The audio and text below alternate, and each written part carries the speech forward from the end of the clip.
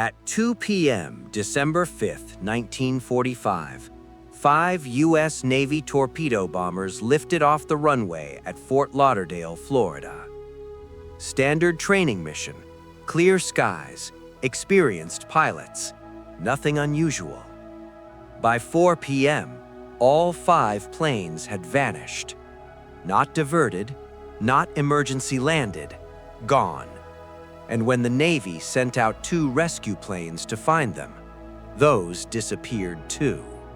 7 aircraft, 27 men, no wreckage, no bodies, no explanation. Today, we're going to find out exactly what happened and why this stretch of ocean has been swallowing ships and planes for over a century. And I promise you, the truth is stranger than any supernatural theory you've ever heard. So first, where exactly are we talking about? The Bermuda Triangle is a region of the Atlantic Ocean forming a rough triangle between Miami, Florida, the island of Bermuda, and Puerto Rico. Now here's something to put the size in perspective. This triangle covers roughly 500,000 square miles of open ocean. That's the entire country of Nigeria just underwater. You could fit Spain, France, and Germany inside it and still have room left over. It is enormous. Every single day, hundreds of commercial flights and cargo ships cross through this region. It sits right along one of the busiest trade routes in the world, connecting North America to Europe and South America. So the idea that things disappear here isn't just some old sailor's legend. There have been at least 50 to 100 documented aircraft disappearances in the last century alone, and those are just the verified ones. But before we get to why planes vanish here, we need to go back, way back, because the story of the Bermuda Triangle actually starts millions of years before any humans set foot on a plane. Millions of years ago, deep beneath the surface of the Atlantic Ocean, a massive underwater volcano erupted. Over thousands of years, that volcano built up layers of rock, cooling magma, hardened lava, until eventually it broke the surface of the water. That island became Bermuda. Now here's where it gets genuinely wild. Magma and lava, when they cool down, form a type of rock called basalt. And basalt contains something remarkable, a mineral called magnetite. Magnetite is the most magnetic, naturally occurring substance on Earth. Naturally occurring. Think of it like this. Imagine burying 500 billion refrigerator magnets under the ocean floor, spreading them out across an area the size of Nigeria. That's essentially what's sitting beneath the Bermuda Triangle. Scientists have detected these volcanic remains 200 miles from Bermuda in every direction, meaning the magnetic interference isn't just near the island, it blankets the entire triangle. And here's what that does to your compass. Your compass works by pointing toward magnetic north, but in most places on Earth, magnetic north and true geographic north are close enough that it doesn't matter. In the Bermuda Triangle, they can be off by 10 degrees or more. 10 degrees sounds like much, but if you're a pilot flying hundreds of miles over open ocean with no landmarks, 10 degrees is the difference between landing in Miami and flying out over the Atlantic until you run out of fuel. And that's exactly what happened to Flight 19. But the story of that night is even more chaotic than the history books let on. Real quick, if you've ever wondered why no one tells you the full story on things like this, that's literally why this channel exists. If this is your first time here, subscribing takes 2 seconds, and it means the next time something like this is buried, you'll actually hear about it. December 5th, 1945, Fort Lauderdale Naval Air Station. 5 TBF Avenger torpedo bombers are fueled up and ready. Now, to give you a sense of what these planes were, an Avenger weighed nearly 8 tons fully loaded. It had a 54-foot wingspan, It could carry a 2,000-pound torpedo. These were not small recreational planes. These were serious military aircraft designed to sink warships. Leading the mission, Lieutenant Charles Taylor.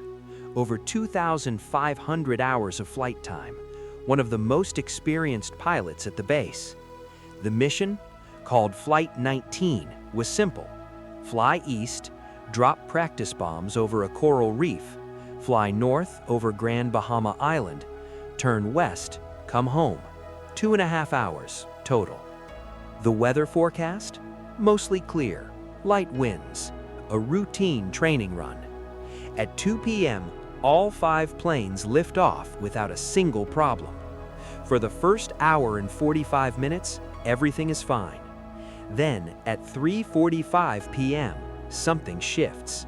Lieutenant Taylor's voice crackles over the radio to Fort Lauderdale's flight tower. "I don't see land." The tower responds, "What is your position?" Silence. Not a short pause, silence for minutes. Then Taylor comes back. "We cannot be sure where we are. We cannot see land." Here's what was happening inside those planes that no one could see from the ground. Lieutenant Taylor's compass had stopped working normally, and when he looked out the window at the islands below, he made a critical mistake. He convinced himself he was over the Florida Keys, far south of where he was supposed to be. He wasn't. He was actually right on course, directly above Grand Bahama Island, exactly where the mission planned for him to be. But the Florida Keys and the Bahamas, from 5,000 feet in the air over sparkling blue water, they look almost identical. So Taylor made a decision. If we're over the Florida Keys, we need to fly northeast to get back to the mainland. Some of the other pilots, their compasses also behaving strangely, pushed back. They thought they should fly west. Taylor eventually agreed. Flight 19 turns west. Then Taylor changes his mind again, northeast. For the next hour, Flight 19 flies in opposite directions, northeast, west, northeast, burning through fuel while getting further and further from land. At one point, a panicked voice from one of the other pilots breaks through the static. "We cannot tell where we are. Everything is wrong. Everything looks strange, even the ocean." By now, it's nearly dark, the weather is deteriorating, and the fuel gauges are dropping. At approximately 7 p.m., the last radio transmission from Flight 19 is received. It looks like we're entering white water. We're completely lost. After that, nothing. The 14 men of Flight 19 most likely ran out of fuel somewhere north of the Bahamas and crashed into the ocean in the dark. And the 2 rescue planes sent to find them? Witnesses on nearby ships reported seeing a massive fireball in the sky. The rescue aircraft, a type known for fuel leak issues, likely exploded mid-air. All 13 men on board, gone. In under 2 hours, 7 aircraft and 27 men had disappeared. A search covering 250,000 square miles of ocean found nothing. Not a single body, not a single piece of wreckage. Now, the compass theory explains a lot, but the Bermuda Triangle has taken down aircraft that had nothing to do with navigation errors, and the reason why is something scientists barely talk about. If you're genuinely learning something new right now, and I think you are, a quick like actually helps this video reach people who would never find it otherwise. It's the smallest thing with the biggest impact. Okay, let's talk about something that almost never comes up in Bermuda Triangle conversations, even though it might be the most physically terrifying explanation of all. On January 28, 1948, just 3 years after Flight 19, a passenger plane called the Star Tiger took off from Lisbon, Portugal, bound for Bermuda. This was one of the first commercial aircraft large enough to cross the Atlantic Ocean. Think about that for a second. People were paying to fly across an ocean for the first time in history. The technology was brand new.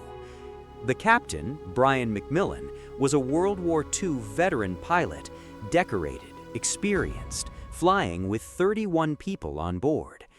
Because of high winds at altitude, McMillan made the call to fly extremely low, just 2,000 feet above the Atlantic. At 35,000 feet, a commercial plane is basically in the stratosphere. At 2,000 feet, you're skimming. You can see waves. At 3:15 a.m. on January 30th, the captain checks in with Bermuda's air traffic control. All good, ETA 5 a.m. Everything normal. At 4:40 a.m., Bermuda tries to check back in. Nothing. 5 a.m. comes and goes, no plane. 26 military aircraft flying 882 hours of search patterns across the Atlantic found zero wreckage. The Star Tiger, 31 people, simply ceased to exist somewhere over the ocean. So, what happened? Here's the theory that researchers have been quietly building a case for. Beneath the ocean floor throughout the Bermuda Triangle region are enormous deposits of something called methane hydrates. Imagine a natural ice cage, water molecules frozen around methane gas, locked in the sediment of the seafloor. Under normal conditions, these hydrates are stable and harmless. But when tectonic plates shift, when underwater landslides occur, or when the seafloor warms, these ice cages can crack open.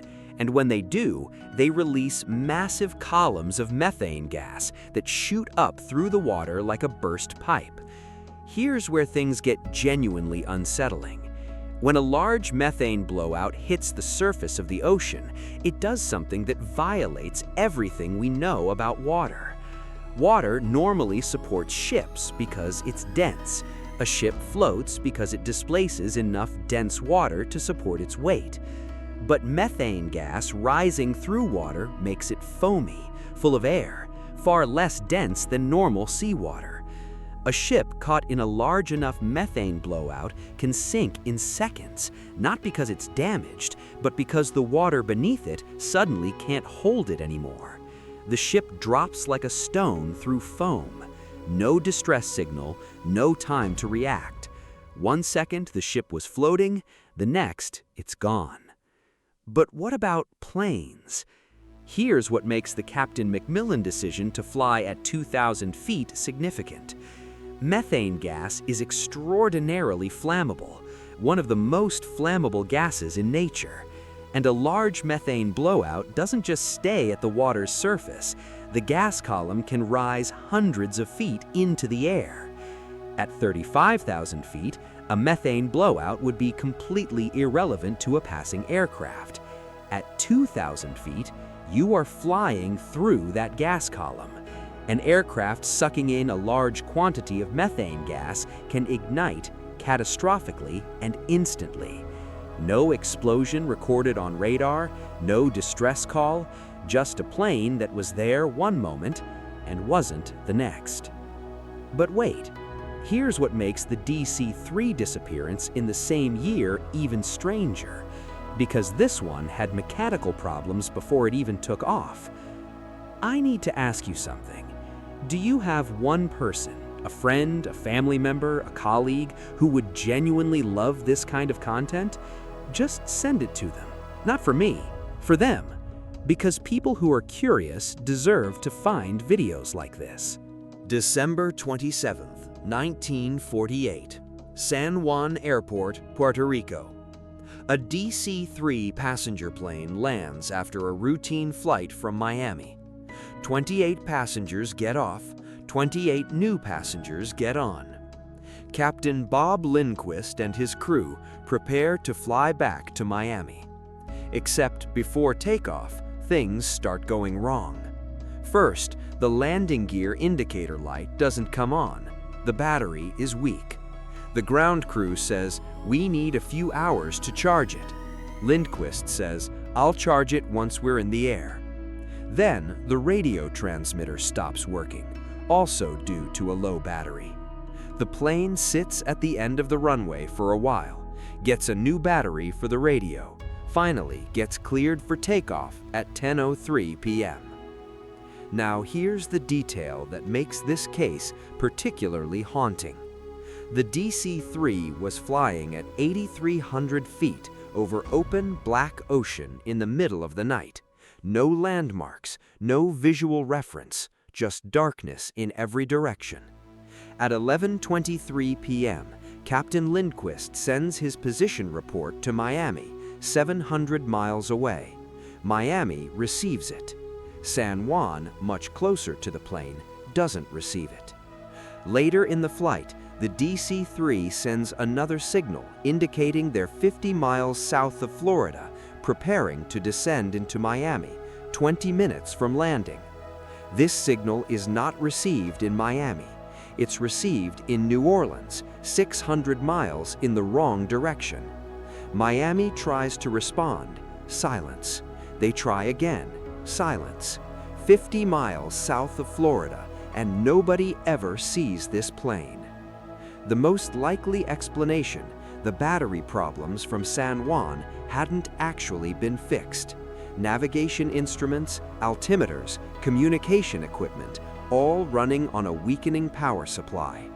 In the pitch black over the ocean, without reliable instruments telling you where the ground is, a small navigational error can become fatal very quickly.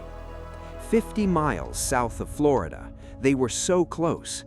But here's the thing, all three of these cases share something in common that the supernatural theories completely miss, and it comes down to basic physics, severe weather, and the geography of this specific patch of ocean. Let's zoom out and look at the Bermuda Triangle from above, from a weather perspective. Off the west coast of Africa, dry, hot air from the Sahara Desert meets warm, moist air rising off the tropical Atlantic. That collision creates atmospheric instability, thunderstorms that organize into tropical systems. And then those systems follow the Atlantic's warm currents westward, across the ocean, through the Caribbean, right into the Bermuda Triangle. Here's what happens over that journey. A storm that starts as a cluster of thunderclouds off Dakar, Senegal, has over 3,000 miles of warm tropical water to absorb before it reaches the Bermuda Triangle. 3,000 miles, picking up moisture and energy the entire way. By the time these systems arrive in the triangle, they're not storms anymore. They're fully developed hurricanes, sometimes Category 4 or Category 5, with wind speeds exceeding 150 miles per hour. A commercial plane caught in an unexpected hurricane over open ocean at night has almost no survivable options. And in the 1940s, before satellite weather tracking, before Doppler radar, before real-time storm alerts, pilots were essentially flying blind into weather systems that could appear and intensify within hours.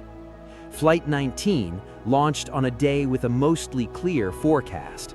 By the time they were lost and confused, the weather had deteriorated significantly. No one on the ground knew exactly where the storm was going. No one in the air had any way to see it coming. Researchers today believe that the combination of severe weather and navigation errors accounts for the vast majority of Bermuda Triangle disappearances. The magnetic interference from ancient volcanic basalt throws compasses off. The methane blowouts can drop ships and planes without warning, and the Atlantic hurricanes provide the raw destructive power that erases any evidence. Three mechanisms, working independently or together, against humans and technology that, especially a century ago, simply weren't equipped to handle them.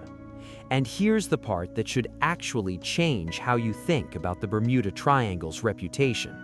The Bermuda Triangle's reputation as a supernatural mystery, that narrative exploded in the 1970s when a writer named Charles Berlitz published a book claiming the triangle was behind hundreds of unexplained disappearances, many involving alien activity.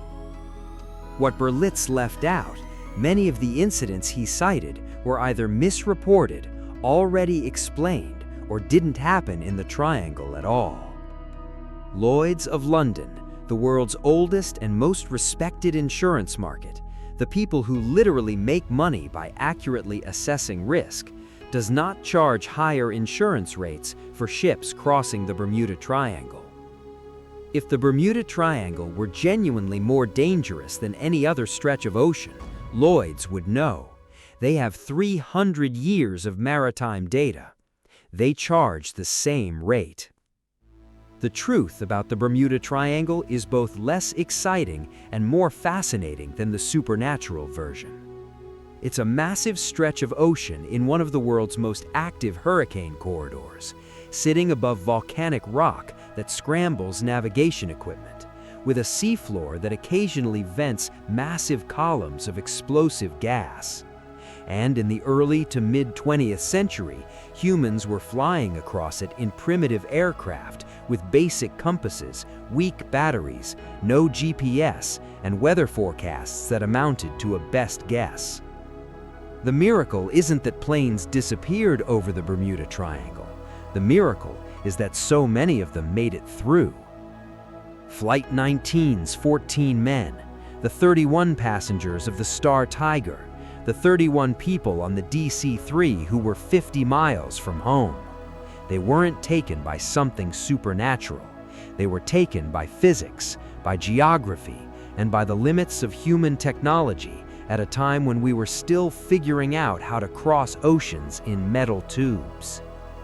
And the next time someone tells you the Bermuda Triangle is proof of something beyond explanation, you now know the explanation. Before you go, one thing. Drop a comment below and tell me where in the world you're watching this from. I genuinely read every single one. There are people watching this right now from Canada, London, Toronto, Manila, places I've never been. And something about knowing that this video reached someone on the other side of the world at 2 a.m. while they were supposed to be sleeping, that genuinely means something to me. So tell me where you are.